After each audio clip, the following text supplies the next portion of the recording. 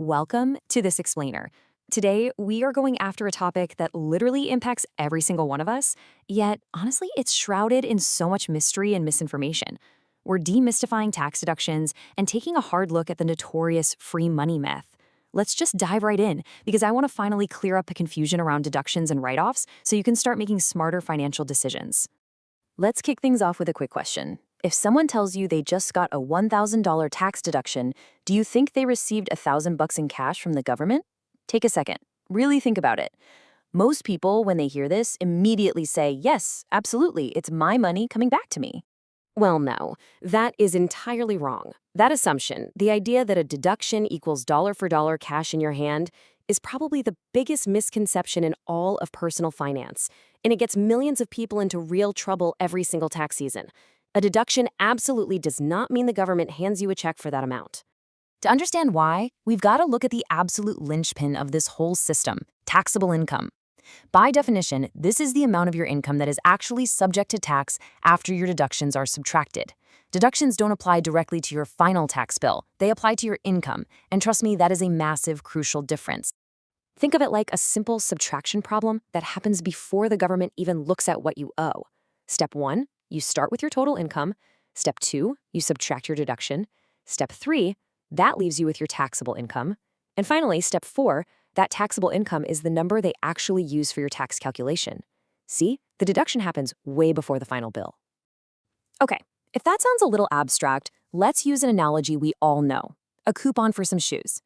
Imagine you're buying $100 shoes and you have a $20 coupon. You end up paying $80. The store didn't hand you a $20 bill, right? They just reduced the amount you had to pay for. A tax deduction works the exact same way. If you have a $50,000 income and a $5,000 deduction, you don't get $5,000 in cash. You just get taxed as if you only made $45,000. It simply shrinks the pie that they're allowed to tax. Let's look at the real-world math to see the exact difference this makes.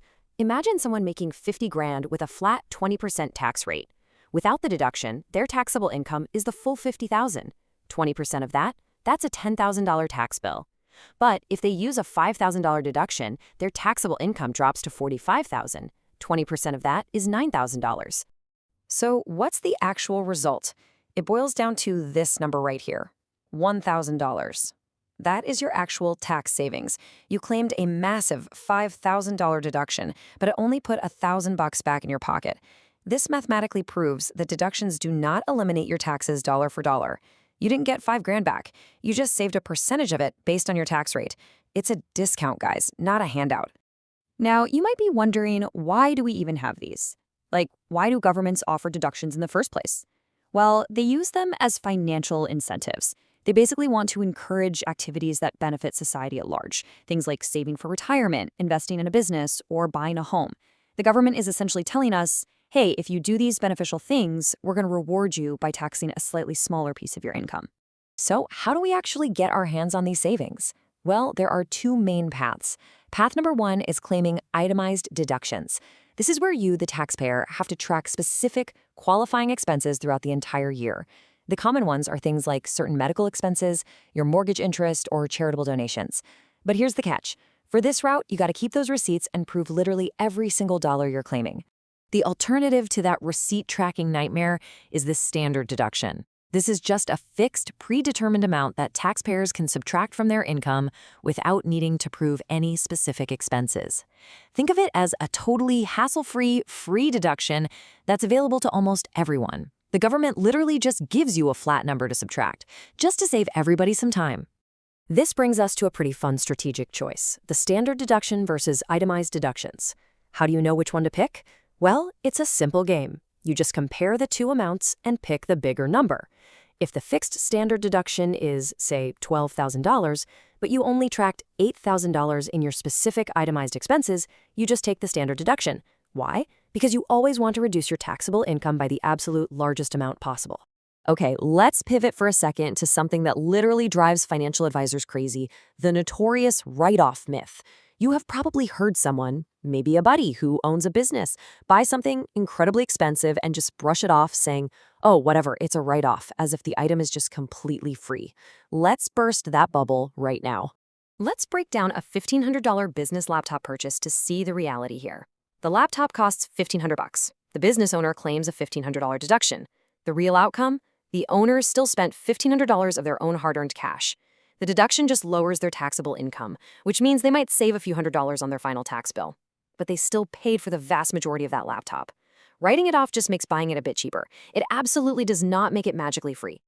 All right, now we've arrived at the ultimate showdown in tax terminology: tax deduction versus tax credit. People use these terms interchangeably all the time, and honestly, it is a massive mistake. Here is the fundamental difference.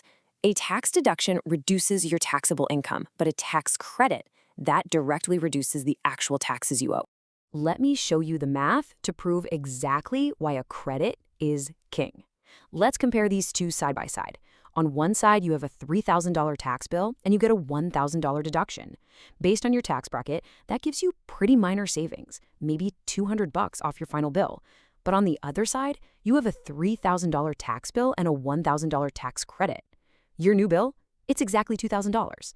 It cuts the final bill directly. A credit is a dollar-for-dollar win, which makes it way more powerful than an equal-size deduction. Let's look at one final scenario to perfectly visualize the real-world benefit. Meet Emma. She has a $50,000 income and 0 deductions, so she gets taxed on the full 50 grand. Now meet Liam. He also makes 50 grand, but he found a $5,000 deduction, so he only gets taxed on $45,000. This perfectly encapsulates what a deduction actually does.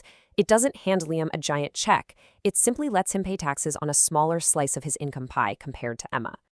Wow, we've covered some fantastic ground in this explainer. Let's quickly recap these core financial literacy takeaways. Number 1, deductions lower your taxable income, not your final tax bill. Number 2, they are not a dollar-for-dollar tax reduction. Number 3, they are definitely not free money. And number 4, tax credits are fundamentally different and significantly more powerful. Seriously, keep these facts in your back pocket so you don't make the common mistake of buying unnecessary stuff just to get a supposed tax break. I want to leave you with this incredible quote from our source material today, which beautifully summarizes everything we've talked about. A tax deduction lowers the income that gets taxed. A tax credit lowers the tax itself. Knowing the difference can save you from one of the biggest tax myths in personal finance.